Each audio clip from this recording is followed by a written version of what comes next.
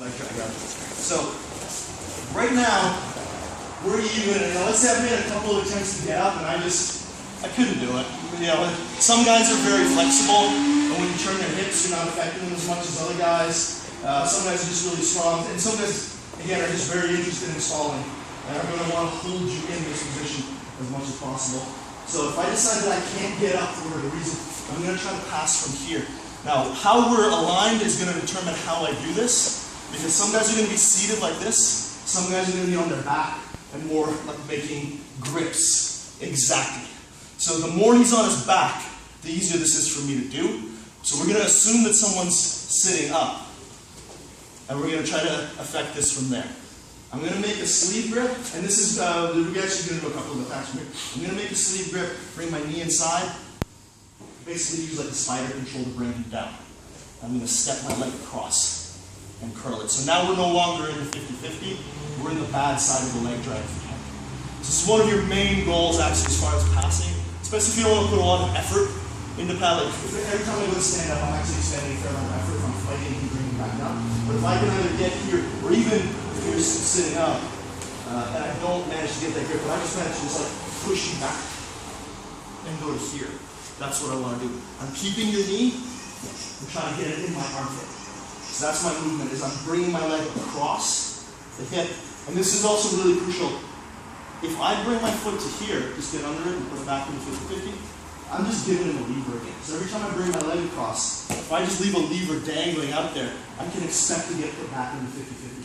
So the battle from here is to get my foot across and tuck it as much as I can, bringing my weight forward and clearing his knee, getting a grip on his collar. Now, if you want to go for that leg, it should be heavy enough, just by me stepping up. Anytime I feel his back, see how his light was able to move it? Now, not so much. Right? So a heavy leg is a difficult leg to move. A light leg is an easy leg to move. For those of you that have done any wrestling, if you want to attack like a single leg, you have to make the leg light. Right? So it's the same concept here. My leg is light, it's mobile, you can access it. It's heavy, you can't access it. I'm going to start to push, withdraw my leg into the technical stand-up, and then shift across into basically a leg drag with the leg still kind of trapped. If somebody wants to be obnoxious here, they're going to triangle the legs, and you're going to spend a little bit of time fighting your way out of it. The way you do that, though, is you just get a good crossface, and you start dropping this hip and sprawl and pass.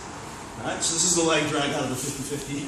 It's probably the pass I use the most, and I've seen guys who are good at 50-50 use the most as a way of just sweeping and disengaging. So here, I try to stand up, but I'm not having it. I either get control here, or just in kind of a mix-up, I step across and I immediately make that leg heavy and anchor. So I want to get control of the lever to his hip, while denying him control of the levers to my hip. So my armpit comes in front, I grab the collar, and then I start rocking my weight forward. However I need to, depending on how flexible you are, how short your legs are, this part can be very easy, or it can be a little bit, labor intensive. But that's what I want. And then I'm going to shift my weight from this knee onto this knee. All the way down to this, nice and tight. You're going to get 3 Ezekiels and arm triangles from this movement all the time. Don't count on it though, because guys will usually be a little bit more shelled up.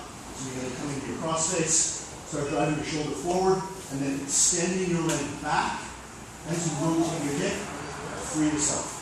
Windshield wiper out, and pass. Does anybody need to see that movement again? Yep. Okay. Let's turn it so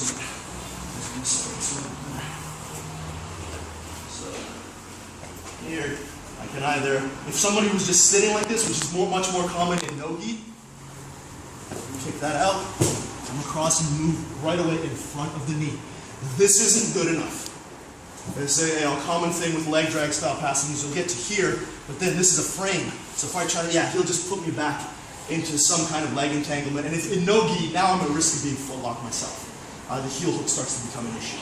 So I want to make sure that I get here. In no-gi, I'd be gripping like this. In the gi, I'm grabbing the collar. And then as I come up, I'm shifting my weight onto that leg, all the way down onto the leg. Coming into crossface pressure. And now I'm going to sprawl. When I sprawl, I'm going diagonally 45 degrees with my hip and my leg. So I don't try to sprawl straight back. Keep a good leg Triangle, don't let me tell you. If I just sprawl straight back, I'm just gonna burn my hamstrings out. I use body weight instead. All right, so not this. All right, like a proper sprawl doesn't look like this.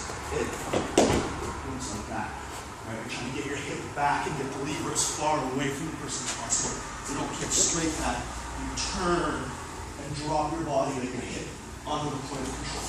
So we want to make sure that when we get into this position, we're not fighting him with a leg extension that way. We're turning and driving our hip across this lever. Right, so if I end up here, I'm not fighting this. I'm using that lever there to create the extension. Does that make sense? Does anybody need to see that one more time? Yes. Okay. Again, however I got his chest to move away from me, whether I used the spider guard or spider control and stepped across or just shoved him, or honestly one of the best times to do this is to bait the guy to pop you back on your back. You see, go like this, and then you go to push back. Like, I thought you might do that. And then go right into it. That's how I use it all the time. I start to stand up, let the guy pop me back, and he has to be on his back in that moment. If there's no way he can be up right now, I'll step across, and the farther over you are on the lever, the better. Because if I'm just right here and he brings this thing back, I can still get stuck in position. So in that transition, the farther back like this I go, the easier this becomes to do. And then you finish by coming strong with the shoulder, creating the angle here. If you like the twisted mount, you can do that too. You don't have to pass the side control. All right? Cool. Let's do a shot.